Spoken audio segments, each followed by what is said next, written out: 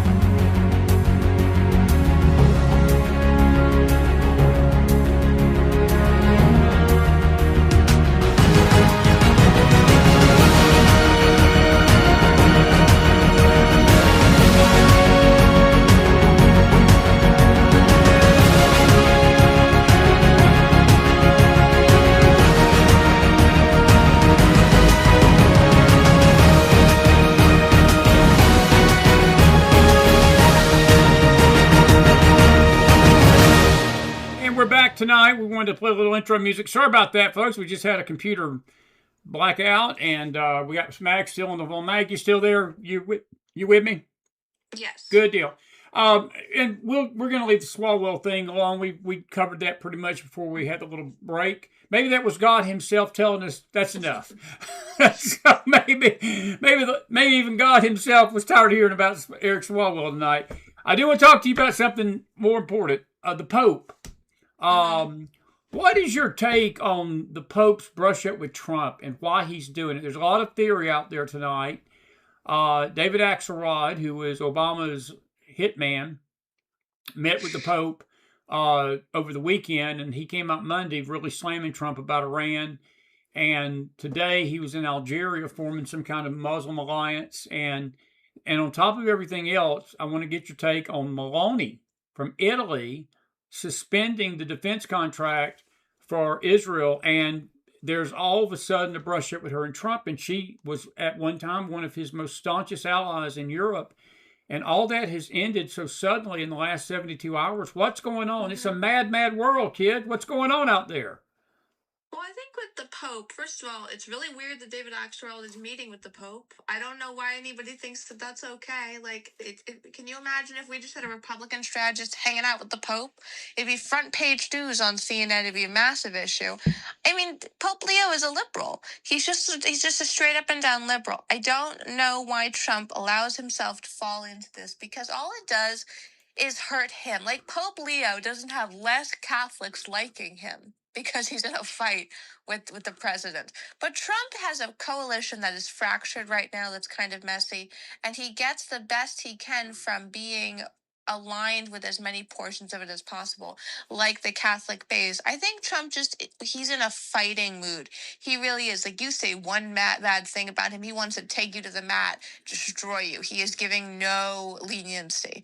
So there's that. And the other side of this is Catholics in America, I think, are in a weird place because they are extremely conservative. They want to be traditional Catholics, but they're being led by a borderline socialist, and it's creating real madness and chaos, I think, in the Catholic American communities. Do you think that, and look, I've got my opinion about Trump and the Pope, and I think the Pope needs to keep his mouth shut about foreign policy in America. That's not his job. He's a religious leader. I wouldn't call him a spiritual leader, but he's head of the Catholic Church. He's not the president of the United States. Isn't it amazing to you how these popes never criticize other leaders of other nations? Have you noticed that through the years? Yes. That the only people they ever criticize are the president of the United States. They have their worst condemnation for us as a country, but I never hear him criticize Iran, never hear him criticize North Korea, never hear him criticize Palestinians, never hear him criticize Yi of China, never heard Francis do any of that. It's just amazing that the only people that they can find to you know what about in the Vatican is America, who basically is the most greatest protector of the Vatican, are we not? No, we are. It's very stupid. It really is, and it's Francis's fault. Like this didn't really go on under John Paul II He did or not. Benedict who resigned.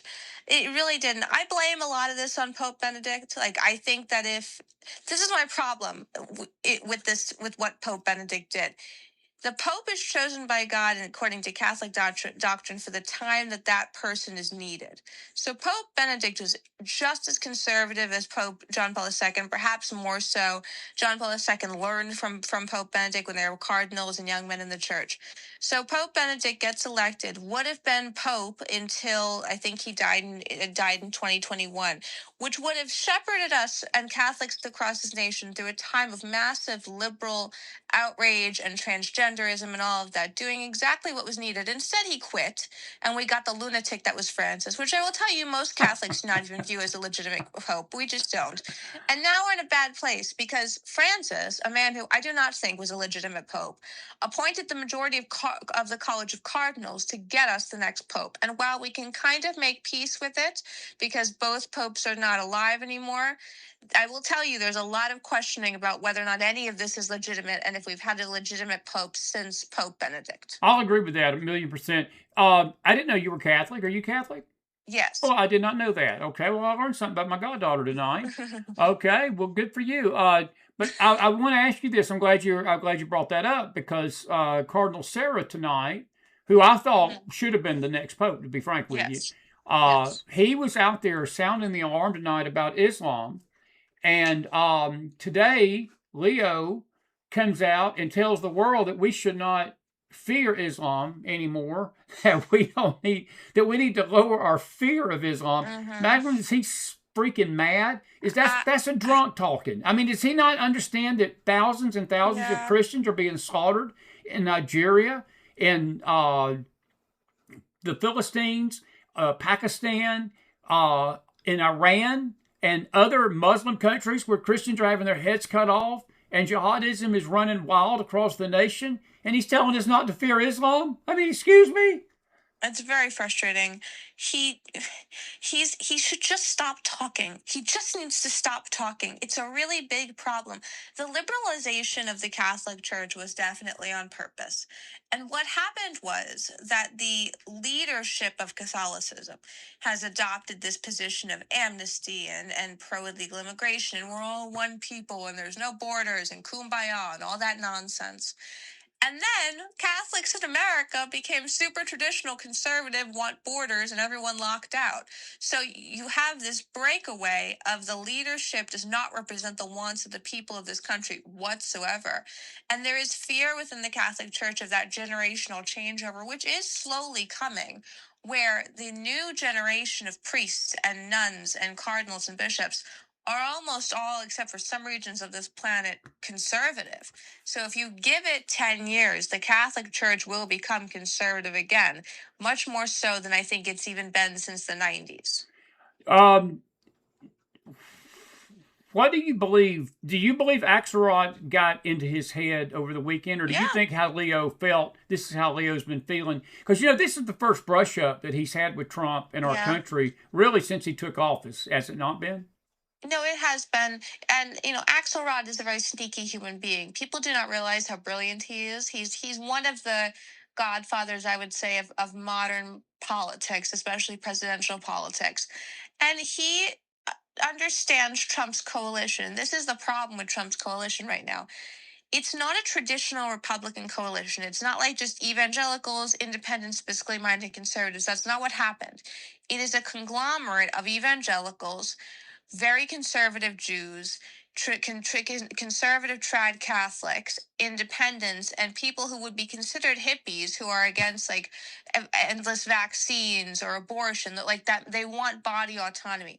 That is the core of Trump's base, and libertarians who are anti-war. He's alienated the anti-war people. RFK's been stopped from making big changes, and now they're having him host a podcast. And now he's feuding with Catholics. Like Trump's base, which he could give to the next Republican presidential candidate, has to be held together. And I think Axelrod saw an opening and he pushed and he exploited it. And now we're in this situation. As a Catholic, what did you think about the three bishops going on 60 Minutes Sunday night and basically saying that illegal immigration was a God thing, that they were acting like that Trump was, again, a brutal dictator because he was just trying to uphold the law and keep all the illegal rapist murderers out of the country. Yeah, I'm just a South Georgia boy, Mag. People coming across the border shouldn't come across the border. That's illegal. And a lot of these people that are dying are being killed. There was another situation tonight I heard about. The man shot a lady in the face. I think he's down there in Atlanta tonight. Tried to rape her. Had the neighbors not got to him beforehand, they got him off of her. She probably would have been raped, and shot her right in the face 6 times after all this. Brutal murder. And he was an illegal. And again, somebody that Joe Biden had let in 5 or 6 times with amnesty. And I think the American public are tired of it. But Jeff, you've got these Catholic bishops on 60 Minutes Sunday night telling the world that the Catholic Church, that's not what they voted for. I disagree. I think it is what we voted for Trump to get this kind of crap out of the country. I'm just asking my goddaughter tonight, am I right? Did you vote for this? I voted for Republican change, and I will tell you, you kind of have to just pretend a little bit like John Paul II is still Pope, and because Francis's horrible reign of terror, while not a legitimate pope, unleashed so much bad. I really blame Pope Benedict for a lot of this. I don't understand why he just allowed himself to quit and like hide in a tower for 15 years. It's extremely frustrating. So Trump has to play this field where he has to be completely understanding and welcoming and open to Catholics, but also hit back when the leaders of the Catholic Church try to fracture his coalition. I think one thing Trump could do is he could hit back and say to Catholics, do you not see the glorification of Islam and sort of the devaluing of how dangerous Islam that's happening alongside the criticizing of me? Do you not see that they're doing that so they can import the third world in? If Trump could just state that very succinctly, I think it would get into people's head, because as much as you might dislike an immigration policy of his immigration policy stops the Muslim terrorists that's coming in from blowing up a street filled with people in the United States. Okay, that's fair, and I get that, and I can sense it in your voice, and I get the fact. Do you think that's what Maloney had a issue with him about the Pope? What's your thoughts on her tonight? Because is that a different issue, or is that related to all this? I think it's different. No, I think it's different. I think she's tired of taking the brunt of anger in the EU for people who are supporting Israel. Like, by supporting the United States' war in Iran, you are by de facto supporting Israel if you're a country's leader. Like that, because the United States and Israel are doing this together. They just are. They're completely symbiotic in it. They share intel, they coordinate, they are each other's cheerleaders in this. That's what's happening. Maloney has had issues with Israel in the past. She feels like Israel starts conflicts they cannot finish and then drags countries in. And she's concerned about the following. Israel drags the United States into a conflict with Iran.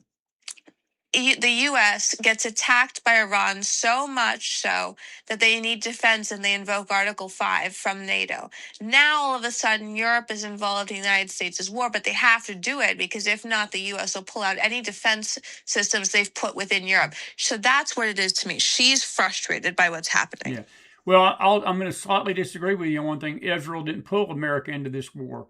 Trump himself said that. Trump said that the United States went to war with Iran on its own, and they actually pulled Israel into this war because I think Israel, I don't think there was any plans. Macklin, I was over there in January, and I can tell you, I've got some dear, dear friends, and there was no hint that Israel was planning. They were very concerned that Iran was going to send missiles. I mean, we were under a threat pretty much the whole 10 days we were there. I mean, nothing happened, thank God. But I stood on the Golan Heights, and we were shown the smoke where Hezbollah was bombing the you-know-what out of Haifa and up there in the northern part of Israel. We stood down there. Now, we didn't go to the Gaza Strip, but we looked to the east and saw the mountains over which those Iranian missiles were coming from that were bombing Tel Aviv all the time. And you know, that's the people that suffer through this is Israel, because that's where the missiles go. They don't come over here to America. So Israel was not really jumping up for joy to go back into another conflict. They're still recovering from October the 7th. And this idea, and Maloney now cutting the defense contract off, she's basically punishing the nation. If she wants to punish somebody, punish America. But she's doing this to Israel, and do you think the globalists got to her, or do you think it's the frustration thing? I think that she's frustrated. I think there's also an issue in Europe in that if the United States continues on with this, what happens to Europe long term? Trump made it very clear that if Europe wants Ukraine to keep receiving any support, weapons, anything in that regard, then they need to back his war. They need to help him in the Strait of Hormuz. They need to do all these things. He uses Ukraine and providing aid for Ukraine as a chip to negotiate Europe's assistance in this war with Iran. And I think Maloney is frustrated by that. I think she and other leaders in Europe would rather be of the position that we just cede Ukraine to Putin and stay out of all of it, which I can understand. Like, I can understand the position of we just don't want to be involved in any conflict. And if they do that, Trump then loses the bargaining chip to get people more involved. I think one of the problems here is that, yes, Iran was a bad actor and has, over 2 decades of noticeable terrorism towards us, and they're the number one state sponsor of terror. But it doesn't feel like there was a catalyst to getting in the war in the way it would feel if we woke up and we found out that Iran had bombed California. Like, there was no specific singular action, and that's what makes it hard for Trump to explain why he's doing this to people. But the very thing you just said is why we did it. Because you don't want to wake up and Iran has bombed California. You don't want to wake up and Iran's bombed Israel in a way that massive casualties have occurred. And the fact of the matter is, Mac, I got to ask you a question, legitimate question. And this is why we love you to death, because I can ask you this and you won't get offended at it. If I ask this to other people, people would get offended at this, but I know you won't. Is there anybody, if you think about this, Republican or Democrat, that comes after Trump, who would have ever confronted Iran the way Trump has with this conflict? Is there anybody that you could think of? Because I'm going to tell you something. I don't think of anybody in the future that would do what he's doing right now, and I think that's why he's doing it. He's doing it because he knows once he's gone that future presidents, and look, he as good as said this a week ago. He was on one of his Trump rants. And that's why we like him and we love him, because we like the Trump brand in the South. We're just like that in the South. We run our mouth a lot. But he said that 47 years of presidents in this country, all the presidents of the past have done nothing but BS the American people and BS Iran and play around with Iran for 47 years about this nuke program. You had one president that gave them $150 freaking billion that they went and spent on terrorism, basically spreading it, and some of the seeds of October the 7th were planted in 2014 and 2015 on that tarmac when Obama gave them that money that they sent to their terrorist cells and their terrorist proxies. And Mac, what I'm trying to show to the audience tonight, and maybe help maybe you and your age group understand, I believe Trump felt, and I agree with him, that if it's not him, then who? And I don't think there is a who after him. I don't think anybody would have ever confronted them about this again. And then we would have had a monster. We would have had a situation where we may have been brought into a protracted Middle East ground invasion war. And then California and New York and Chicago and Atlanta, Miami, all these big cities of America would have been under threat, because I believe that could have led to a world conflict with China, Russia, and other actors who are salivating at the United States being weakened by this. That's just my 2 cents. Do you see anybody in the future that would have stood up to him? I think that Marco Rubio, with the right prompting, would have stood up to Iran because he hates dictatorships. And he was very much for the removal of Maduro, and he has his eyes on Cuba. I don't know if he would have been as bold, but I do think there's a possibility. But Vance wouldn't have done that. Vance has had some speaking engagement tonight, and he wouldn't have done it. He's in Georgia tonight. He's at my son's favorite college. He's in Georgia with Charlie Kirk. But do you see my point on that? I do. And I think that's what Trump's mindset was, and I agree with it.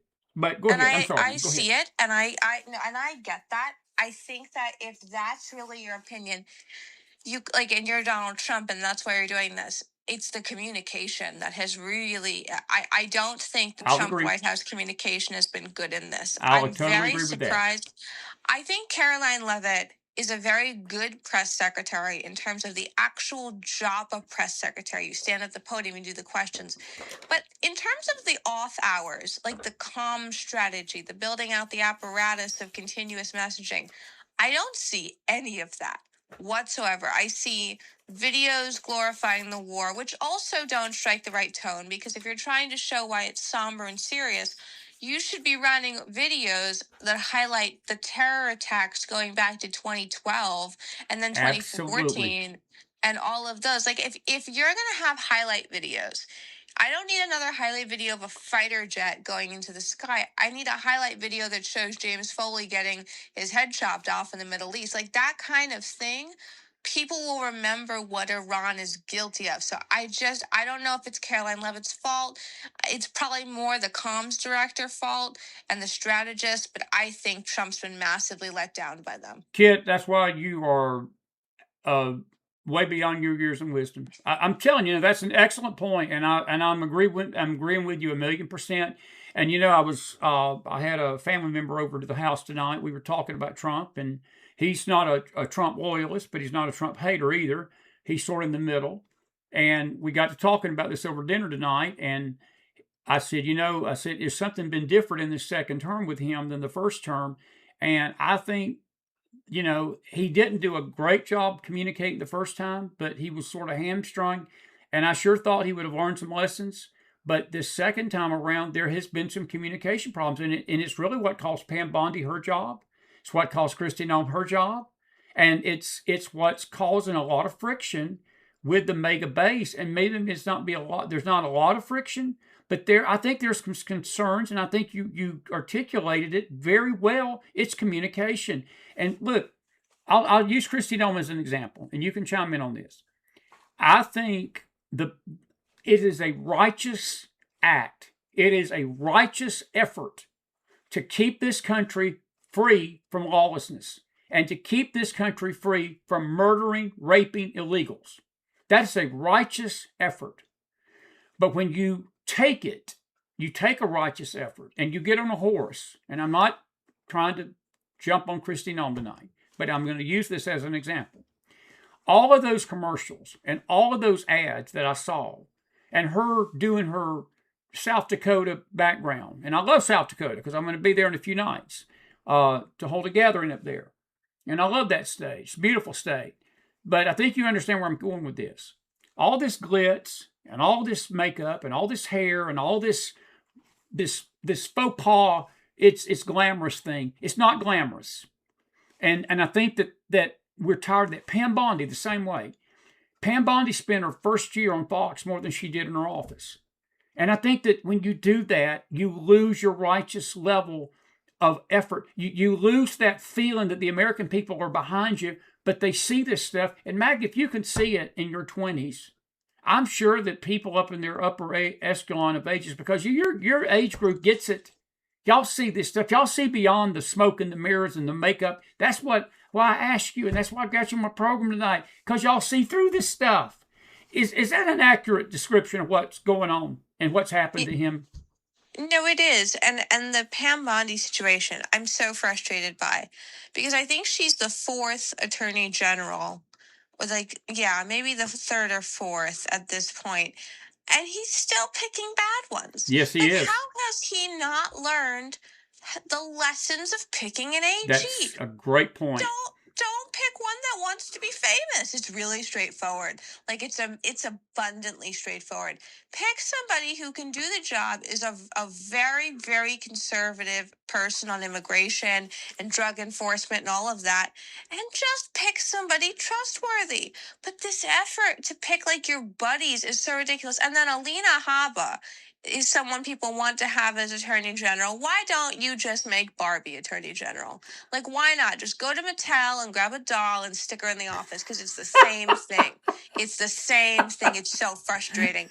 She cannot do that job. And like, rarely do I say that about someone, because I think people have a lot of abilities. She can't do that job. Put Janine Pirro in there. Put literally any lawyer in the Justice Department with a right-wing job resume. That's all you need. Yeah. I don't Well, understand no, it. honey, you're hitting. You're right. I'm agreeing with you a million percent. And do you like Blanche? Do you think he's got the goods? He's okay. He's okay. He has a bit of a history of being a little lax on immigration.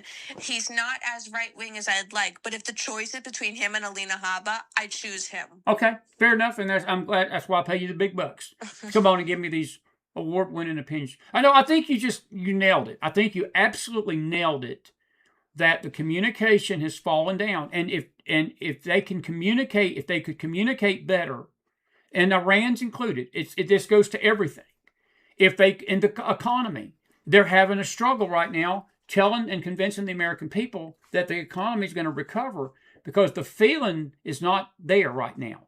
It may be later this summer, but when this all is over and the gas prices start dropping again. I've listened to many economists, and they say that we are going to see probably a better economy by the fall, but it's not going to be the boom that Trump really predicted and Trump was hoping for.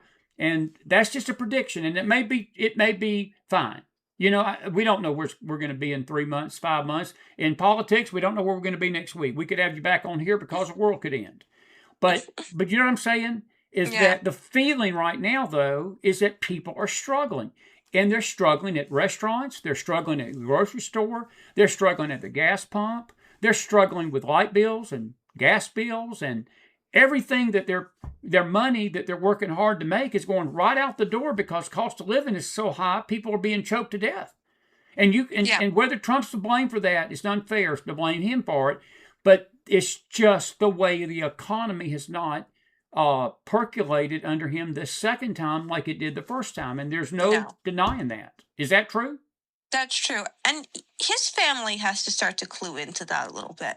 Like, they need to start to realize, I don't mean Barron and Melania, I mean the rest of them. Barron and Melania, like, they understand, they're very quiet, they're understated. But the rest of them, like Don Jr. and his fiance, who held a very expensive bridal shower, in Florida. And like, there is this issue between the fact that millions of Americans are suffering and in really bad situations, and his family is increasingly looking out of touch. And I think it's interesting that it's the people who sort of grew up with endless wealth. Not that Barron didn't, but he grew up with Melania, which I think you got a lot of guardrails and a lot of discipline in that.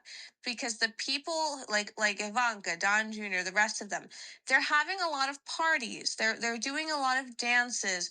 They had a masquerade at Mar-a-Lago. Like, you have to always be aware of that Marie Antoinette vibe, of the let them eat cake thing. Because when you have food banks that cannot fulfill orders because of overwhelm, and 40% of Americans can't come up with $500 at the drop of a hat for an emergency, and you're standing there in like a $7,000 dress for a bridal shower in your Florida castle. Like, it's a problem. And people always say to me, why do young people vote for people like AOC? It's obviously a scam. Because they're desperate. Because she walks out in an outfit they might one day be able to afford, speaking their language, talking about how she too likes pizza on a Thursday night because it's cheap. And that's why they end up in office. The world collapses and we have to go in and fix it, but that's how they get into office. Buddy, that's some wisdom. No, that's some wisdom, and I couldn't agree more. And I think we older folks better. I had a dear friend down in Australia back in 2018, maybe 2019. He warned me about her before she was even a congresswoman, and she was running at the time. And he said, "I'm telling you, she's getting on those Instagram videos, cooking her cake, connecting with these young people." And he said, "You all are going to elect her the Congress, and he said, you all are possibly going to put her in the White House because she's connecting with these young people and on the level you just described, because she was baking those cakes that everybody could identify with. And even though she was a bartender, and I still don't know how we have a bartender, how we elected a bartender, but we did. But she connected because most people understand the life. And again, she's kookier than a nutcase, but we better not underestimate her, and we better not underestimate that sentiment you just described. And again, I want to make it clear to my audience tonight, we're not bashing Trump, folks, but these are ideas. These are things we need to think about and consider and pray about, because she's right. Magdalene's right. I know we older folks, we want to just blow this young generation off and tell, oh, they don't understand. Yeah, they do. They get it. They get it more than we get it. And I'm grateful for this insight tonight. I really am. Today's Israel's Holocaust Remembrance Day over in the Middle East. What's your thoughts on where Israel's at right now politically with the war? As I said, Bibi has been pretty, they're trying to deal with Hezbollah right now. I heard a disturbing report tonight that President Trump had promised the Lebanon government that they would, if Israel, he forced Israel to make some concessions that they really didn't want to do, but that was based on U.S. pressure. What's your thoughts on all of that? I mean, are we undermining our ally over there for the sake of trying to put together a fractured peace deal with Iran and all these people? Mac, I just don't think that this is going to fly long term. It may fly for a few weeks. You can't trust these Iranians. You can't trust Hezbollah. You can't trust Hamas. It's a worthless piece of paper if they're not going to follow through with the promises. And Israel takes down their guard, and then we're going to have a bigger mess if we let them do that, correct? Well, you will, and I think the problem here is that, of course, we can't trust Iran. Of course, Iran and the Iranian leaders and the terrorist groups, they will try to kill us. But if there's a country that's having worse comms than the United States, it's Israel. I mean, I don't understand how a country that went from having their own version of 9/11 went from that to being hated internationally, except for the fact that I think their comms and their social media approach was a devastating failure. I think that they did not do well at it. I think they got very focused on the war, and they didn't explain to people why they were going in. There are so many people who still to this day don't even understand why, aside from getting the hostages back and securing the border, why Israel even went into Gaza. The knowledge gap is so massive. And when you have a knowledge gap that massive, people begin to turn on the thing they don't have knowledge about. Well said, kid. Well said. Well, listen, it's been such a pleasure having you tonight. It's past 11 o'clock. I don't want to keep you past your bedtime. See, I'm like a father. I'm worried about your bedtime, even though you're in your 20s. But listen, I mean this sincerely. You've been a jewel tonight, as you always are. We'll get you back on. We'll probably get you back on next week again when I get back, because I know there'll be some stuff developing and all. Final thoughts, I'll let you wrap us up, and thank you for being with me tonight. It's been a good discussion, and thank God we didn't have a little blip the second time. We made a slight adjustment. We called an exorcist in between the the two. We cast all these devils out of this computer. But final thoughts tonight on this Tuesday night, soon to be Wednesday. I feel very happy that Eric Swalwell has been exposed for being the weirdo that we all knew he was. I think it's a good thing. I think the gutting of people from political office through peaceful means who are in secret relationships, are doing drugs, are involved in espionage, that has to happen. And I get that Eric Swalwell feels like a lot of this was already known to him internally. But the problem I have with that is, even if you told your wife you cheated with prostitutes and all these things, if you don't tell the people you're asking to vote for you and they don't sign off on it, you shouldn't be running for anything. That's the divide to me. If you're going to run for office, then be honest. Say you've done these things. And if people still vote for you, then that's the constituents' business. But I'm glad this happened. Eric Swalwell has been an arrogant, lecturing jerk for years, and I don't begrudge him. I don't miss him. I think it's about time. One quick thing before I let you go, and we've got Carla Nicole coming on, one of the pro-life people we have on, but I do want to ask you about something I read this morning real quick before I let you go. What was your thoughts about this report that came out that the Biden DOJ was prosecuting pro-life members and their sentences were like triple compared to what they were doing to pro-abortion demonstrators that did violence. And some of these pro-lifers, Mag, they were being charged with crimes just for praying. Yeah. But it was a concentrated effort. There were memos and things passed that to the judges that if you get a pro-lifer before you, that their jail sentences need to be greater and higher than the pro-abortion people. And let me just say this about the Catholic Church, since you're Catholic on this show tonight. I've always told our audience this. I may disagree with some of the doctrine of the Catholic Church, but I applaud the Catholic Church for their stand for life. There is one thing that the Catholics have always impressed me with is their unwavering support for the right to give birth to a baby, not the right to kill it. And they have stood in the face of unfathomable hatred from the world for doing it. And a lot of these people that were charged were Catholics, because that's the main group that's standing for the baby still. The Protestants have basically thrown it aside. We don't even do that.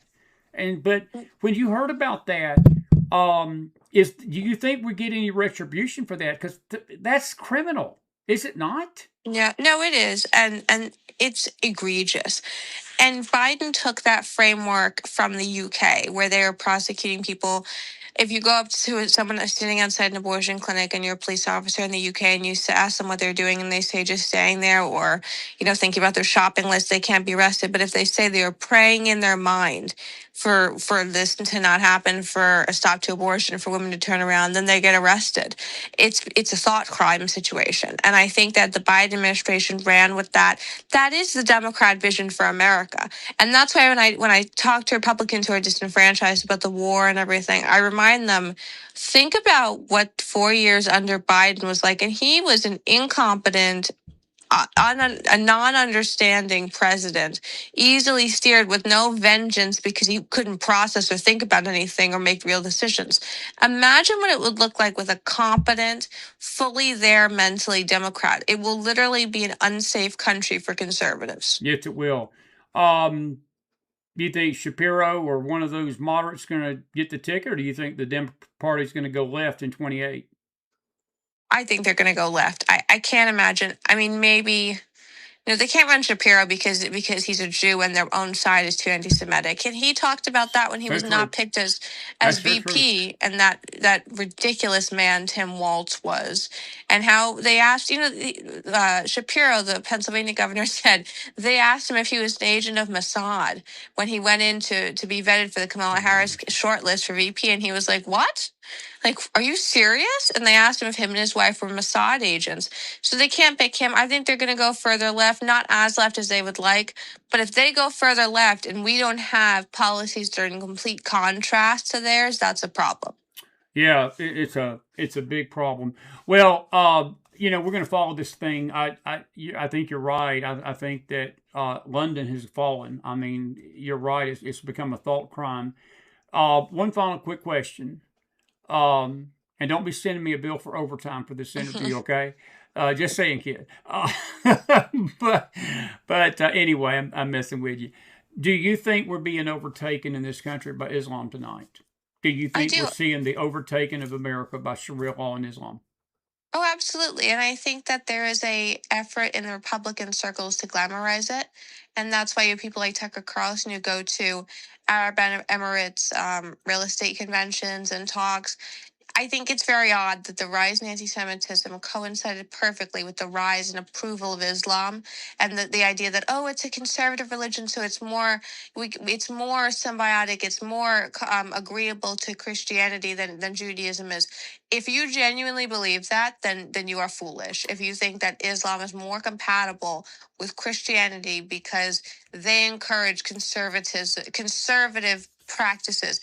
Their conservative practices are just violence and hatred and destruction towards everyone else. No, I couldn't agree more. And I take it then that this next question, one quick answer, that is, I can answer it for you. Then I'm assuming that Magdalene Rose vehemently disagrees with the Pope tonight, that we should not be so fearful of Islam, right? I don't think that most Catholics Yeah. believe that tonight. No, most Catholics don't. And this is my point about the Catholic Church and the Vatican and leadership. They're so out of touch with the mainline majority Catholic position, not only in the United States, but in the Western world. It's a sad thing, and it hurts them much more than it hurts like daily practicing Catholics. Yeah, very well said, kid. Listen, been a great interview tonight, as always. Thank you for being with me, and we'll have you back on next week. And listen, thank you for the young man we had on at Waro. I think it was Monday night, and we appreciate you sending us him. And or last, when was it? Last week? It was Thursday night. Yeah, I think last week. Yeah, it was last week. Enjoyed him, and we're going to get all these kids back. And the other young man out in California, what was his name? The very conservative young man that we had. Oh, Mac. Mac. Yeah. We had so many people compliment us on Mac. We really did, and we're going to get him back. So tell my groupies out there, all two of them, that McDonald will have them back if they're willing to come back on an old man show. And you know I love you, and I appreciate. Tell your mom hello for me. God bless her and all your family. Listen, I appreciate you, and I really do mean that, Mag. You're a jewel of jewels. And I respect you, and you know your family to me, and we'll see you soon, okay, kid? God bless, friend. Thank you. Have a good night. Take care, hon. You too. Bless you. Bye. Magdalene Rose, everybody. There's none like her. Thank you for being with us tonight. I tell you what, I appreciate that kid more than she'll ever know. I really mean that. I really, I know we older folks, we listen to this and we think, well, she's just young and. You know, she don't understand the world. I think Magdalene Rose understands the world a lot more than we. I think these young people get it more than we think they do. I think what we can't stomach, and I say this not against them, but against us, is that they see through our BS. They see through the BS of the older generation and the hypocrisy of it. And they can spot it and smell it 10 miles away. And we don't like that.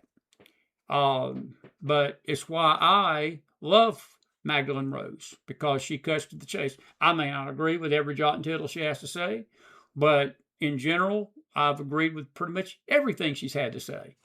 And it's more perspective. It ain't really a disagreement even. It's just perspective. And, you know, that's why I love her. She's like a true daughter. She's my goddaughter. And I really appreciate her. We've had her on the show now for almost 5 years, 6 years now. And I don't think there's ever been a night that we've had her that she's not just rocked the house. Wasn't she good tonight? Put some fire in that house for her. And we're grateful. Now, it's 11 o'clock. This is early. We just got started last night this time, so this is early. We're going to roll our sleeves up. I put the cowboy hat on tonight. I was a little tired last night because I just drove about 9 hours, but I ain't tired tonight, so you just have to pray that McDonald don't get too fired up. I don't want to lose anybody. We try to keep everybody. And it's good to see everybody. I saw one comment, and I want to comment on it. Someone out there said, I'm struggling and super disappointed. I have defended my vote, but don't have much to say anymore other than who then. And, I'm going to say this to you. You don't need to be disappointed. I don't think Trump has done anything to be disappointed in. I think Magdalene established it tonight. A lot of it is communication. And I'm going to just say this, and I say this with all due respect. We know exactly what we voted for. It's not like that we've never seen Trump in action before. We had 4 years of him in 2016 to 2020. We get that he was a brash businessman. We get that he just says things off the cuff. He tweets like there ain't no tweeter. I mean, he don't play around. And, he's just one of these presidents that does not take things laying down. And if he's confronted, he's going to strike back. I'm not defending whether that's right or wrong, but what I'm saying, that's his personality. And the very thing that we loved about him, and we do love about him, we can't be disappointed in when the world turns on him and the church turns on him and people turn on him. And I'm part of the church, folks. I'm a Christian. I'm saying this as a Christian believer tonight. There are things that he says and does I would just wish he wouldn't say, but it don't make me lose faith in the fact that I made the wrong decision. Because I will tell you this tonight, I would not be wanting Kamala Harris at the helm of this country tonight, a year and a half in of this second term. He's got 2.5 years to go. And I've got all faith in the heaven above, all faith in the Lord above. I still believe President Trump was anointed by God to do what he's doing and to be elected. It was God's will for him to be elected to this place of time. God is doing some magnificent things in realigning these nations and giving at least the church a chance to make a big difference in this earth before Jesus Christ comes back. I believe that. Now, you don't have to. And, again, we say this all the time. These opinions are ours on the show. And we're not going to throw sticks at you. I don't have any sticks to throw. All my sticks are in my computer tonight praying to God they don't fall to pieces. But we're not going to get mad at you. But I wouldn't be disappointed in your vote. There's no need to defend it. The people that hate Trump, I told my son-in-law tonight, I put it like this. The people that hate Trump, it don't matter if Trump cured AIDS. That picture people got all bent out of shape about, it's absolutely hypocritical, a bunch of hypocritical liars, a bunch of hypocritical, self-righteous bigots. Even those on the right. Bill O'Reilly tonight, and I think I've got the image. I hope I copied the image. I want to read that, what he said tonight. He was on Newsmax, and he made a comment tonight with Leland Vitter, and I want to see if I got that. Please tell me I downloaded that. I did, and I want to read this. This is not the video. I'll just read it.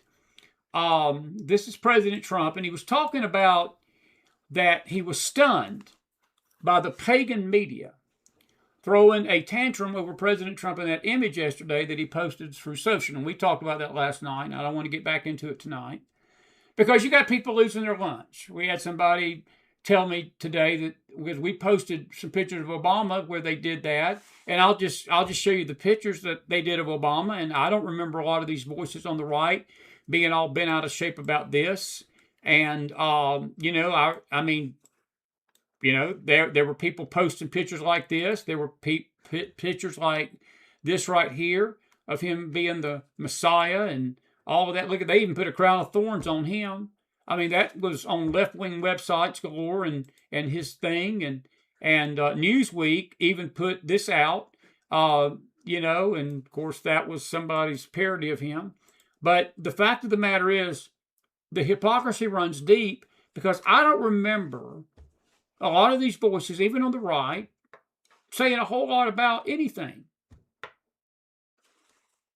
And whatever. But anyway, Bill O'Reilly, and you can like Bill or not like Bill, but I think he made some great points here today. And he said that he could hardly keep it together. And he said this: these are people that the last time that they saw the inside of a church is when they were baptized. Some of them weren't even baptized. Some of them ain't seen the inside of a church. Yet, I was just stunned at the pagans in the media being so upset with the Jesus picture. And I disagree. It's not even a Jesus picture. It's a doctor picture. I mean, these are people, the last time they were in church when they were baptized. So, I mean, it's a lot of hypocrisy in there. I would say it's a lot of hypocrisy. I understand, Leland, that the picture itself, Trump was getting doctorate in theology. He wasn't a real doctor. And he was just laughing about it. Sometimes they dress up. So you can see poking fun at this because the overreaction just demonstrates how the media hates Donald Trump and everything he does. And folks, can I tell you something tonight?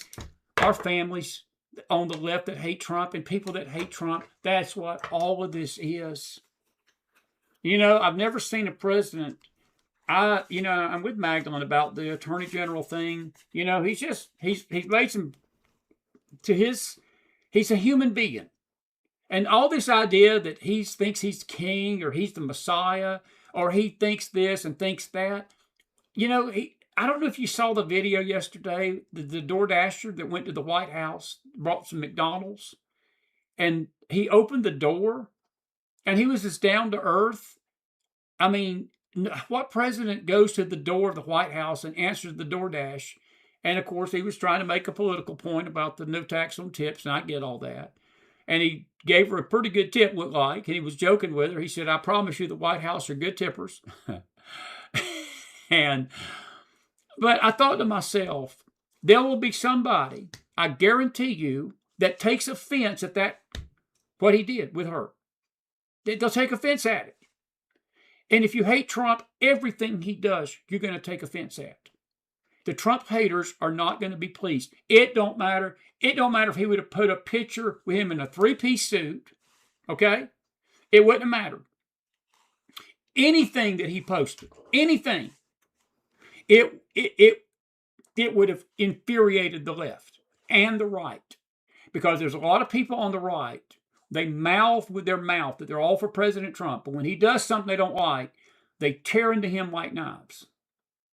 If we have a disagreement with President Trump on this program, we tell you what we disagree with him about. We do.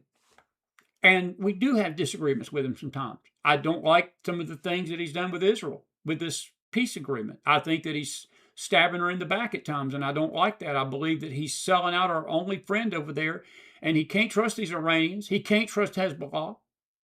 And the Israelis were not the ones that pulled us into the war with Iran. He pulled the Israelis into the war. They didn't want a war. Folks, I was over there in January for 10 days, and I'm telling you, they are reeling, still reeling from October the 7th. The last thing that nation wanted was to have to get those boys back on the battlefield, the IDF, and go back into anywhere, let alone Lebanon.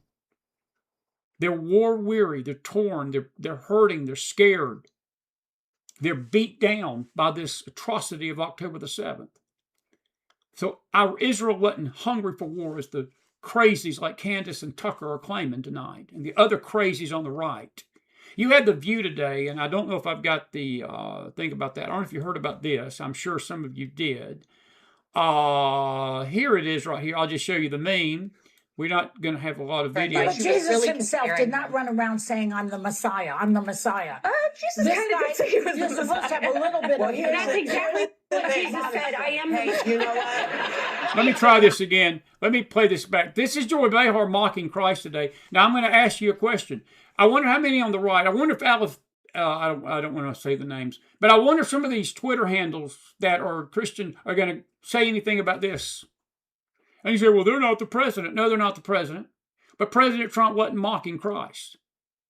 President Trump wasn't doing that to mock Christ. He actually got up in a speech today and basically gave Jesus Christ the glory for everything that's happened in this administration. And he literally said, he's the boss.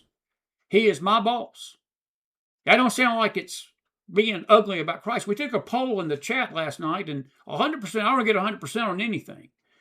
We always have one or two, three that just want to be contrary and say something that we say opposite.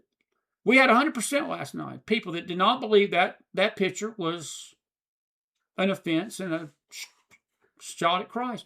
But this is a shot at Christ. Listen to this. Yeah, but Jesus himself did not run around saying, I'm the Messiah. Yes, he did. I'm the Messiah. Yes, he did. This guy, you're supposed to have a little bit of... That's exactly what Jesus said. I am the... You know what? No, he did not. It's been Here's the thing. The Pope's he's got God behind. She just said, I knew Jesus. Jesus was not narcissistic like this guy. But when you are the Messiah, it's not narcissism to say it. Yes, it is. When you are the Messiah. I'm going to move this along because... That is... If you want to hear something blasphemous and get your lunch lost about, why don't you get lost about that? I don't even lose my lunch over that. You know why? They're a bunch of pagans. They're a bunch of heathens. I pray for that group. I do. I pray for the ladies on The View. Do I like what they said? No, I just roll my eyes at it and say, how can you be that daft and stupid spiritually? And you can be if you don't know the Lord. And I don't mean that disrespectfully, but if you don't have any kind of faith and you don't have faith in your heart and you don't have Jesus in your heart, you can say that and make a fun of it. And again, folks, you can believe what you want to believe about President Trump's heart. Not one of us and not one of you know his heart tonight. I believe the man is ruling righteously. And when you have a righteous leader in an unrighteous nation, which we have tonight, a majority of people in this nation do not believe in God. They hate God. They hate Christ. the Muslim takeover of this country. Magdalene nailed it tonight. The rise in anti-Semitism, the story we talked about last night. We've had a spike in anti-Semitic attacks, the highest in 2025, more than 30 years, and deaths related to this anti-Semitic attacks. They hit a 30-year high last year. And it is no coincidence that the rise of Islam and the rise of anti-Semitism in this country on the right and the left has gone up at the same time. It shouldn't, you can cringe at that and get all messed up about it. You shouldn't be.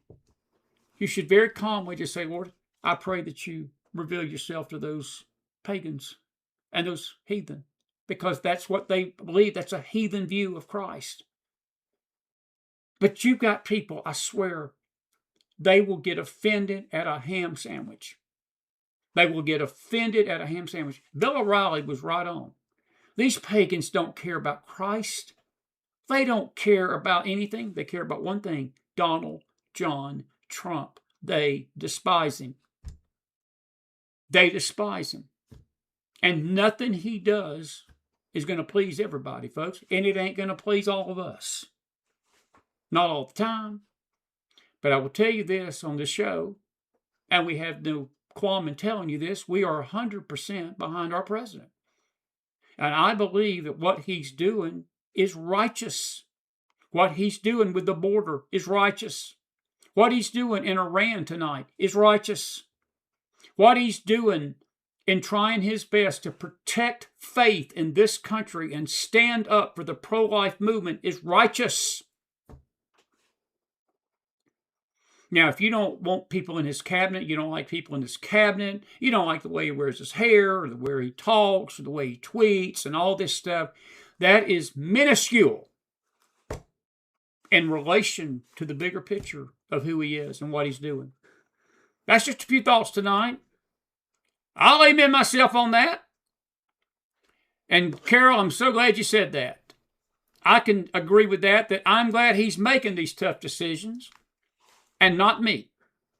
And, I'm glad you said that, because that's another thing that just blows me away with people. It's like that most of his biggest critics, they would not want his job. I wouldn't want his job. Folks, he goes to bed every night with the responsibility of nearly 360 million people that he must defend. That's what his oath of office says, that I solemnly swear to defend this nation from enemies, both domestic and foreign. He goes to bed with that every night. He goes to bed with that every night. So we don't need to be apologizing for our vote. This is what I voted for. This is what I voted. If the country didn't vote for that, then the heathen didn't vote for it. I don't care. I voted for it. Most of you voted for it. And for those of you that didn't vote for it, well, I'll tell you what. There's another election coming up. Try again. But I will say this. I want to repeat something. I'm going to play a couple of things tonight. I got a few things to show you, and we're going to get out of here. Today is Israel Holocaust Remembrance Day. I want to talk about that a little bit. But I will tell you this. I'm going to go back to what I said to Magdalene. And it hit me while we were talking to her. I do not believe, and I like Marco Rubio. I do. I would hope and pray that him and DeSantis are on a ticket in 28. I do not have any kind of respect right now for J.D. Vance for several reasons. I like J.D., but he has got to disconnect himself from Tucker Carlson. And if he does not do that, he should have already done it. But I'm going to give him some grace. But he's not my choice right now. And I do not believe that he has got the right stuff, as we titled the program Monday night, to be president of this country yet. Not yet. Marco Rubio does. But I don't even believe Marco Rubio is going to have the fortitude and the willpower, and I don't think he's going to have D.C. behind him, because Marco Rubio was part of D.C. The difference in Marco Rubio and Trump is very simple. Trump is not part of D.C. Trump is an outsider. Trump ain't running for politics. He ain't running for popularity votes. He's not trying to get along with the gang in D.C. He's not trying to smoke cigars with the boys from Congress that are making back deals with the Democrats every night. He's not saying one thing to the camera and then going downtown to the local pub and sitting across from his political enemy that hates America and says, don't worry about it. We'll make sure that we don't go too far with this, what we're doing. And I'm not saying Marco would do that. I think him and DeSantis would make a pretty decent ticket. I'd vote for it. I'd vote for Sarah Huckabee Sanders at this point. But I do not believe there's going to be anybody that's going to have the willpower nor the opportunity that Trump has right now. He may not have it after November or January of 27. Yeah. Depending on these midterms. That's why we got to get out and vote. I believe he is the only one that can do what we're doing in Iran right now and cleaning this regime out. I want to remind you tonight, we talk about this often in our Bible studies, but I want to remind you again tonight, the Persian Empire has been on this earth for 2,500 years. It will still be on this earth at the time Christ returns. The Bible tells us that in Ezekiel 38. But that regime that's in place right now has only been in power for 47 years. I know that's a long time to most of us, but it's really a speck in time compared to 2,500 years. The regime needs to go. The Iranian people have a chance to chart the course of their nation into a freedom and a liberty that they've never experienced in 50 years. Many of these kids that were slaughtered were not even around when the Iranian Revolution took place. Many of the people tonight that are fighting for this freedom, they don't even understand how that freedom got taken from them. They were born into this jihadism. They were born into this apocalyptic, crazy view of these mullahs. But there's a group out there tonight, they recognize that this has been going on for 50 years. It's time to stop it. Trump's giving him that opportunity. You know, and folks, I don't know how all this is going to play out, but let me please just add some calmness to this craziness that's out there on the internet. Folks, when you have war and you have conflict, things happen, mistakes are made, and things happen. And unfortunately, we don't want anybody to get killed, but sometimes people get killed. People on our side get killed in a conflict like this. But we're facing a conflict of liberty, freedom, or tyranny. And you know what's scaring me tonight? I shouldn't say scare me. You know what's troubling me more than anything?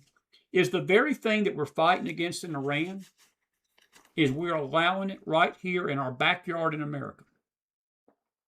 The more we fight against it over there, it's growing like a weed here because people ain't standing up and speaking out against it. And governments are allowing it in states, and cities are allowing it, and mosques are coming up like weeds. And nobody is saying a word about it. No, we're not concerned about that. We're just worried that Trump looked like Jesus and laying his hand on somebody and he was mocking Jesus. No, he wasn't. No, he wasn't. No, he wasn't. But you can believe that if you like. You can believe that if you like. Here's the Pope. This is his statement that we were talking with Magnan about tonight. And Liz Wheeler, great X account. She says 93% of the 4,849 Christians that were murdered for their faith last year, guess what? They were murdered by Islamists. So that means that's about 4,000, about 4,500 of them. So only 389 Christians were murdered by their faith for anything other than not standing and bowing their knee to Islam. But Mr. Leo says that we should perhaps be a little less fearful of Islam. We should be a little less fearful of Islam. This is why Trump's got his dandruff up, folks. And if I was president of McDonald's tonight, I'd get my dandruff up too. Some of you disown me. Because Chris would probably be, as a Southerner, letting it all hang out like we do on this show every night. To the point I lose my voice. Till the point I lose my voice. This is another thing that I want to show you. This is something that Bill O'Reilly, or no, who posted this? This is actually Deacon Nick Donnelly. Don't know who he is, but when the Pope posted this today, his response was, Mr. Pope, Tell this to the hundreds of thousands of English girls who have suffered the trauma of rape gangs. Tell this to the Christians and the Yazidi girls and women still suffering as sex slaves under Islam. Tell this to the Christians in Nigeria and Sudan tonight, and Ethiopia, all being raped and murdered by Islamists conducting a true genocide, not the fake one that the media tells you that Israel committed in Gaza, but this is a true genocide. Again, hypocrites. All you people that are out there calling Trump an antichrist and Trump evil and Trump this. Where's your post about this? I sure don't see it. Boy, your silence is so deafening. Oh, you can call Trump every name in the book, but you got nothing to say about the genocides in those three nations where Christians are being slaughtered left and right. Tell this to the 1,000+ Jews murdered on October the 7th. Tell this to the Israeli Jews and Arabs subjected to Hamas and Hezbollah terrorist attacks and missiles every night, every week, every day. Tell this to the native citizens seeing their culture swamped and destroyed by criminal invaders, including America. It's okay for Pope Leo. He's got 27/7 armed security, but ordinary people are experiencing the brunt of the 21st century militant Islamism. And yet he says, I think we should be a little less fearful of Islam. I'm not scared of Islam tonight. I want to make it clear I'm not scared of anything, folks. You know, my life is but a vapor, but I recognize it as evil. I recognize the religion. I'm not saying the Muslim people are, and I want to make that distinction. But that religion is based upon demon spirits, and it's a demon theology. It is satanic. It seeks to destroy anything outside its realm. If you don't, Islam literally means submission. And I've said it again, and people have come in here and gotten real ugly with us, and we've had to escort them back out. We don't hate the Muslims. The Muslims hate us, jihadists. And while I'm at it, if I can get on my soapbox, as James Akers likes to call it, when he's with me, he'll be back next week. He's been in the hospital last couple of days. Our prayers from a buddy. There is no difference in a Muslim moderate and a Muslim jihadi. The only difference is the jihadist believes they're going to take the world over right now. The moderate believes they'll take the world over later. It's still the same religion. I heard a man by the name of Mark Gabriel say something, and he was absolutely correct. The reason we don't see more attacks, even though we're seeing a great number of attacks around the world, but it's really why we don't see a lot of great number of attacks here in America more, is because you got a lot of bad Muslims. And you say, what do you mean? It means that they're just like a lot of bad Christians that don't obey their book. There's a lot of Christians that don't obey the Bible. There's a lot of Muslims that don't obey the Quran, because if they did, they'd be waging holy war against the United States government, which they're already doing subtly, but they'd be doing it openly. So, Mr. Donnelly, just in case you're listening tonight, well said. Well said. Well said. Well said. I wanted to, let me see if I can crop this picture. I want to show you the picture that I think that we should be proud of. This was actually Avita King posted this today, Martin Luther King's daughter. And if you'll bear with me 1 minute, let me see if this will save. And it did save for a change. I actually got something right. I like this picture.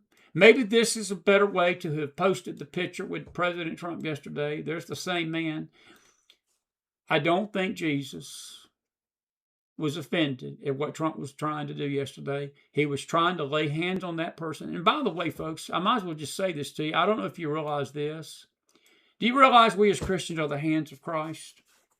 We are the hands of Christ. We are the mouth of Christ.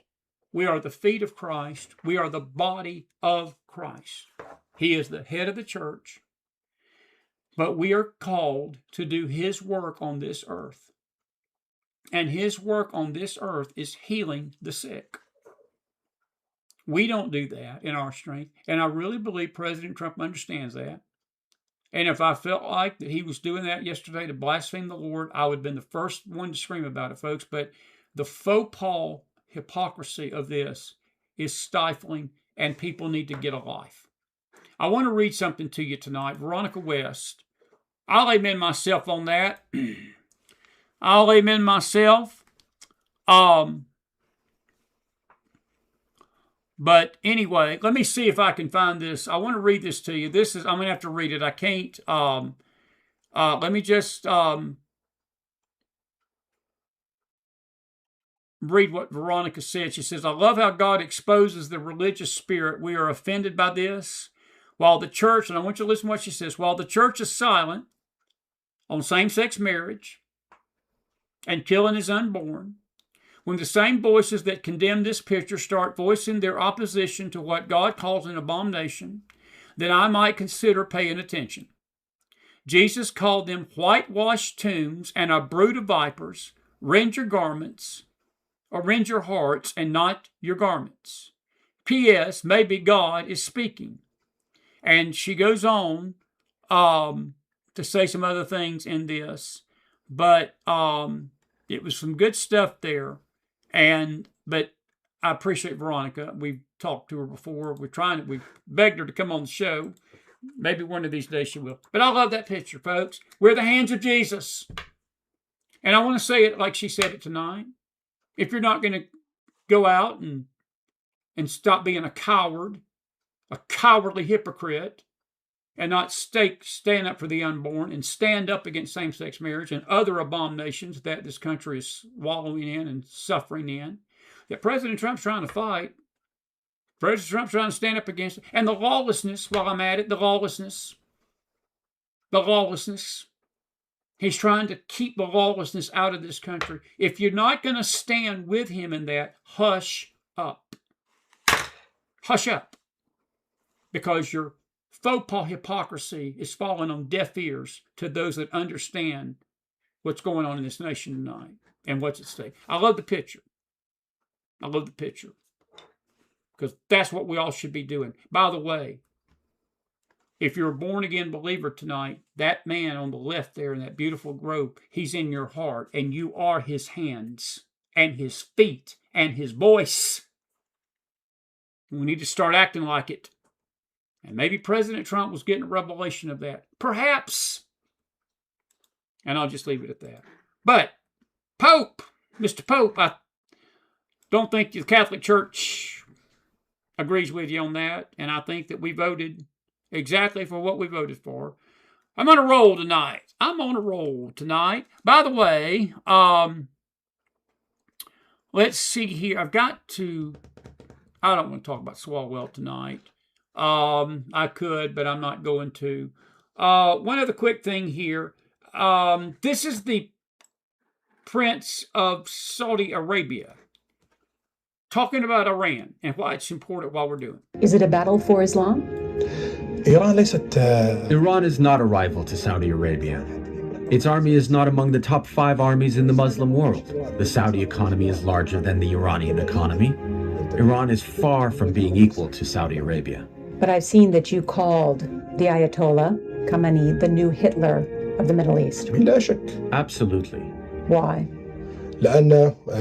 Because he wants to expand. He wants to create his own project in the Middle East, very much like Hitler, who wanted to expand at the time. Many countries around the world and in Europe did not realize how dangerous Hitler was until what happened. I don't want to see the same events happening in the Middle East. Does Saudi Arabia need nuclear weapons to counter Iran? Saudi Arabia does not want to acquire any nuclear bomb. But without a doubt, if Iran developed a nuclear bomb, we will follow suit as soon as possible. Are you concerned, though, Iran gets a nuclear weapon, about them getting a nuclear weapon? When we are concerned of any country getting a nuclear weapon, that's a bad move. And you don't need to get a nuclear weapon because you cannot use it.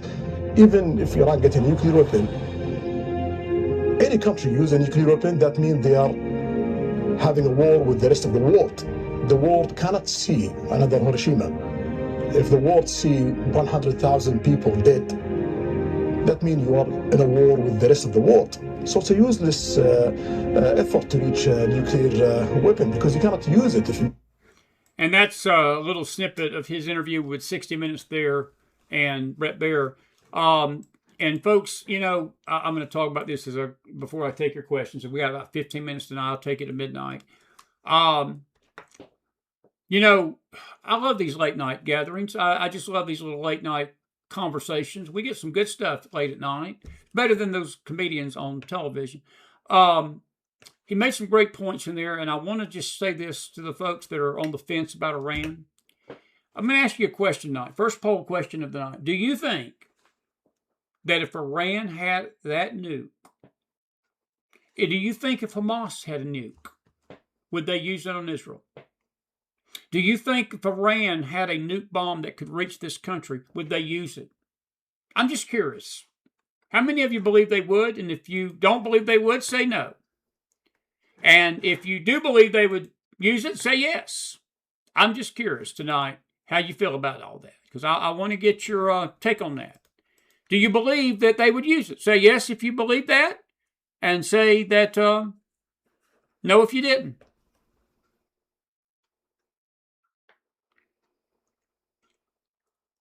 Anybody? Anybody? Yes, yes, yes, yes. Most people saying yes.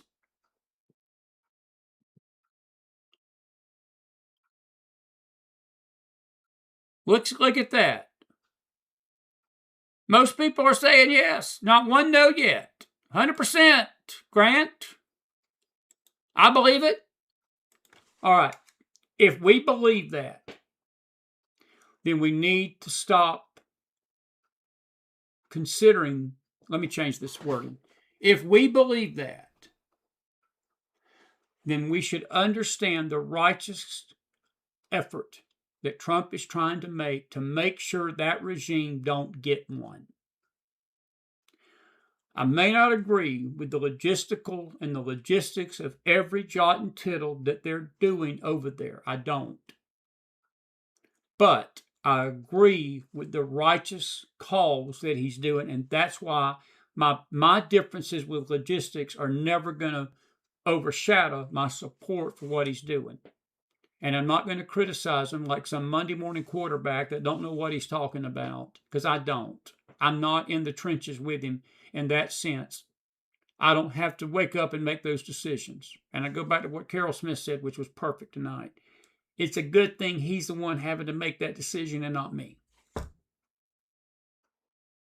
It's an awesome decision because we don't want another one of these. Today is Israel Holocaust Remembrance Day, Yom HaShoah. And in about a month from now, on May 14th, it will be Israel's Independence Day, when they will, I think actually it's later this month, and then May 15th, 14th was when the nation was reformed. We're going to have a lot of specials on this coming up in the weeks to come. We've got one more conference coming up here and this weekend in Gathering. If you're in the greater Sioux Falls, South Dakota area, please come be with us. I want to mention it tonight. We'll mention it again tomorrow night on our face show. Friday, still plenty of time to come. It's April 17th and 18th at the Western Mall in South Dakota, Suite 11. It's hard, not easy to forget that. And we're going to be dealing with a lot of talk about the Holy Spirit this weekend, the rapture, the tribulation, the Holy Spirit, what he's going to be doing in the tribulation, the hinder of lawlessness. And we're going to be talking about false cults, false religions. On one of the sessions, we got a 10, 2, and 5 schedule on Saturday. We'll have communion Saturday night, and it'll be just a good time to gather. And if you're within a day's drive and a stone's throw of Sioux Falls, South Dakota, come on, be with us. The weather's supposed to be beautiful. It's going to be a little chilly, but come on up and be with us. Bring a jacket, light jacket, and fellowship with us and have communion with us. Friday night, 7:30, and Saturday, 2, 10, and 5. And we hope that you will come join us for that and so forth. We'd love to see you. Also, we're going to Israel, October of this year, with a McFiles camaraderie. We've had several people request information. If you want to go, please get those forms to Pastor Hendricks as quick as you can. We still have a little window of time, But that window will close 6 months to be here before you can sneeze. And we need some more folks to sign up. We really do. I know a lot of folks have been spooked and decided they didn't want to go because of what's going on. Don't let that scare you, folks. I know of at least 3 groups that have been over there and back ever since this war's been going on. They've already gone, and I know of a dear friend of mine in Knoxville that's taking a group here in just about 2 weeks, and there's no problems over there. You're just as safe over there right now as you would be as I was in January, because we had the same threat. Anything could have happened in January. As I said, I stood on the Golan Heights. There was one part of the chair, and you will see the Golan Heights if you come with us. And we were shown the villages that a lot of these rocket fires were being sent from Hezbollah into Israel. You could literally see the towns that these rockets were coming from. And they would reach Haifa, which is in the northwest part of Israel, and Tel Aviv, which is sort of in the north central part near the Sea of Galilee. And so we were under just as much threat in January as the country would be in October. That should not keep you from coming. We need you to come, and you'll enjoy it, because you'll have the greatest host in the world. I'm talking about Pastor Hendricks, and you'll have the McMan. You'll have the McMan too.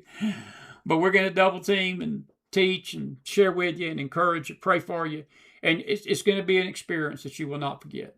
And it's not a bad price for what you're getting for 10 days, 10-day trip. October 18th through the 26th, we're flying out of Newark, New Jersey. And so please be with us and come with us to Israel this year. It would be such a pleasure to have you. And I know many of you have been wanting to do it. Now's the time to do it. They need you. They want you. That nation is starving for the support. They need to hear from us as Christian believers right now more than they've ever needed to hear from us. And to let them know that we don't want that to happen ever again to them. And we're going to stand in the gap to make sure it don't. All righty, I'm done tonight. And I've been pretty good. Sorry for the little blip early on. We unplugged everything and tried it again, and that seemed to do the trick. Thank you, Lord. But hopefully we'll get this computer mess straightened out. Anyway, good to see everybody tonight. If you got any questions, any comments, have at it. Dawn, I know Christians are going crazy over the post, and they shouldn't be. And Dawn, I'm just going to call them like Jesus calls them, a bunch of vipers and a bunch of hypocrites. There's nothing but a bunch of spiritual, bigoted, self-righteous hypocrites. They'll go crazy over that picture. And those same Christians that do that will never, ever say a word, nothing.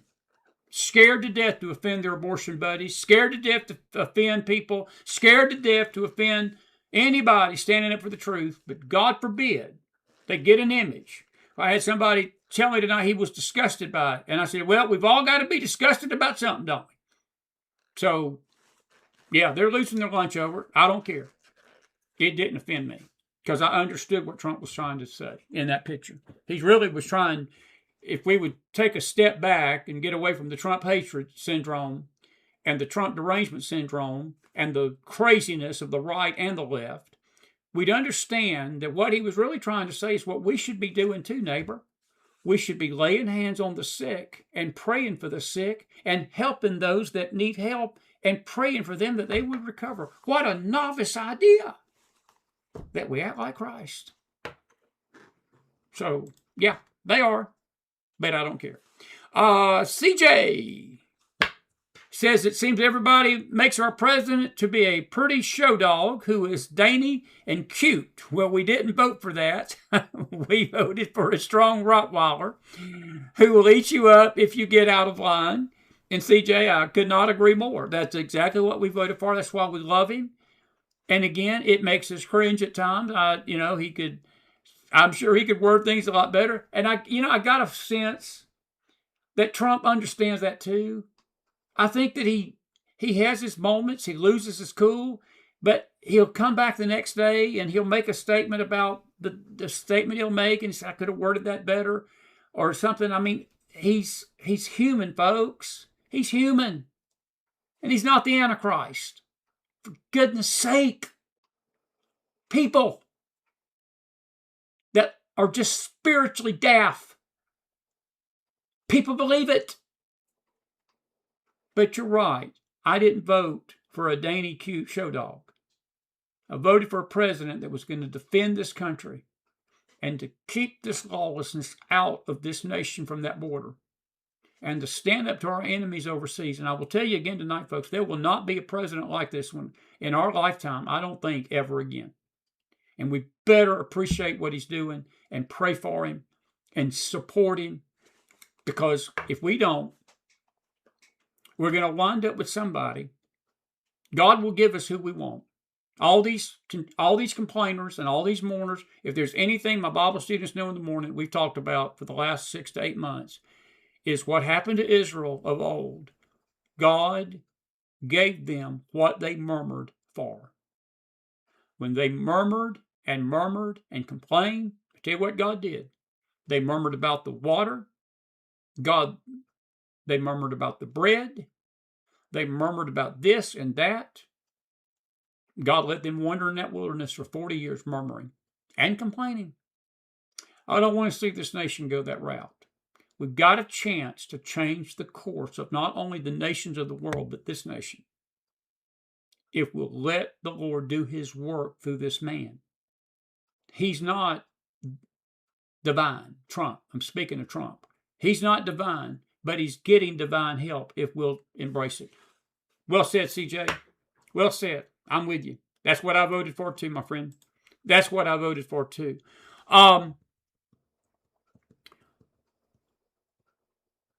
Let's see here.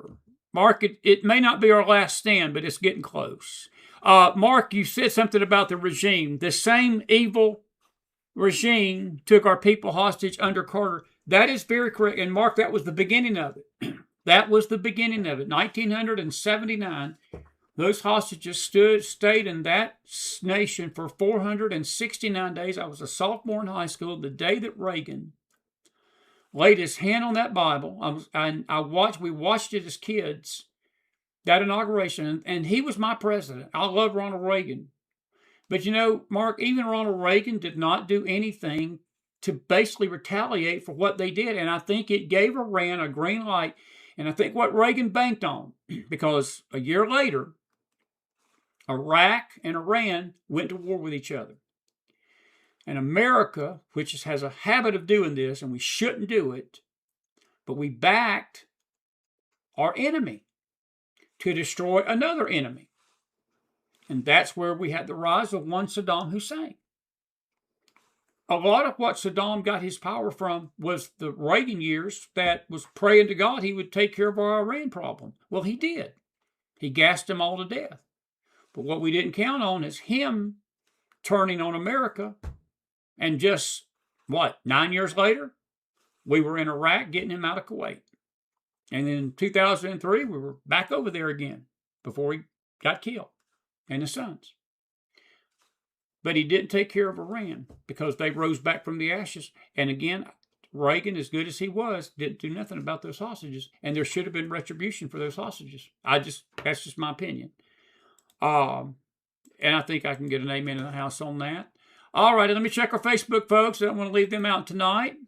If they've got anything to say, and then I'm going to call it a night. It's midnight here. And Pat Isaac says, I heard an Iranian woman say they don't care for the Muslims that took over their country and culture. Pat, I'm not going to say that that they don't care for them, but I don't think that they care for the jihadism. And that's sort of my point a while ago. These Iranian people, the people themselves have got a chance to change the course of that. They've got a chance. Good to see you tonight, by the way, buddy. It was so good to see you and Tim up in Ohio a few weeks ago. All you folks that came to see us in Ohio. We're so grateful for you. Praying that we have a lot of folks come see us in South Dakota this weekend. It's going to be a good time, folks. It's going to be a good time. We're going to enjoy the Lord. We're going to enjoy each other and just fellowship and pray for each other and sing and worship and just have a good time.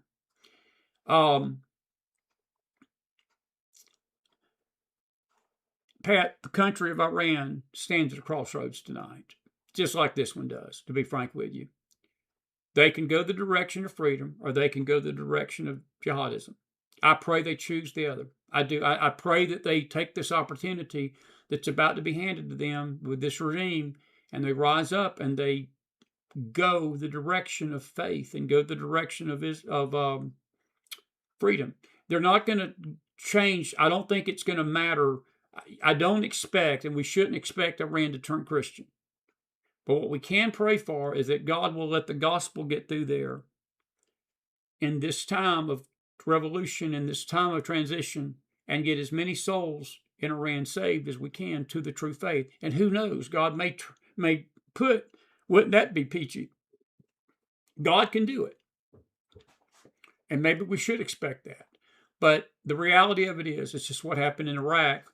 I think we thought Iraq was going to become an American colony, that they were going to embrace American democracy, and we found out the hard way that that is not what that part of the world wants and embraces. The Iranian people are not crying for Christianity tonight, but what they're crying for is freedom, even though they don't realize that that freedom that they're crying for only comes from nations that believe in God. And I'm not talking about all. The point's well taken. And I hope that happens, and that's what we need to pray for. But God is the one that gives man freedom. The devil is the one that puts man in bondage. All right. Listen, folks, I've been grateful to be with you tonight. That's all I got tonight. It's midnight. I hope you've enjoyed the show. Now, listen, tomorrow's Faith Day. We won't be on this network, but we'll be over on our Spirit and Wordfire network because it is Wednesday night. We have a Wednesday night fellowship. And we'll be teaching on the book of Revelation. Tomorrow night's lesson is going to be very powerful because we're going to talk about some of the stuff we talked about tonight with these governments and the hinder of lawlessness and what's coming to the Middle East and what's coming to Israel and this world after the rapture of the church. And you don't want to miss that tomorrow night. And we'll have a Bible study in the morning. Now, Thursday, we will not be on the air until late Thursday night, if at all. But we'll be coming to you from our stop. We're going to drive we got about a 17, 18-hour drive to get to South Dakota from here. And we'll leave out Thursday morning. We'll drive most of that Thursday and then leave the other part Friday. So we may get the laptop out and come on, take a few questions from you Thursday night. There will be no guest. It'll just be me. And so look for us. We'll let you know when. If we don't see us by midnight or 1, you know that we just didn't make it. But the next show will be Monday night. Ricky Wilson will be with us. We've got Lori Mills coming next week. Leslie Millwood will be back with us next week. James Akers will be back with us next week. Anthony Branco, Thursday night, is going to be with us. The one and only, the award-winning cartoonist. Bill Federer is in the wings. He's going to be back with us soon. Josh Rosenstern, he's going to be with us this summer. Bible students, join me in the morning. I got something to tell you that's going on in D.C. next week, and we're going to have a good Bible study in the morning. 10 o'clock, Chris will be up in time by then. We had a long day today. It was rough after that drive yesterday, but we got there finally. But we'll be on regular time tomorrow. If you enjoyed the show tonight, like us, subscribe us, put some fire in that house, pass our network around to your friends, your loved ones, even your in-laws and your enemies. Tell them to come see us here on the McFiles because we love them and we love you tonight. Listen, God bless you. God bless your families. God bless this great nation of America. Pray for your president tonight, folks. These opinions are mine.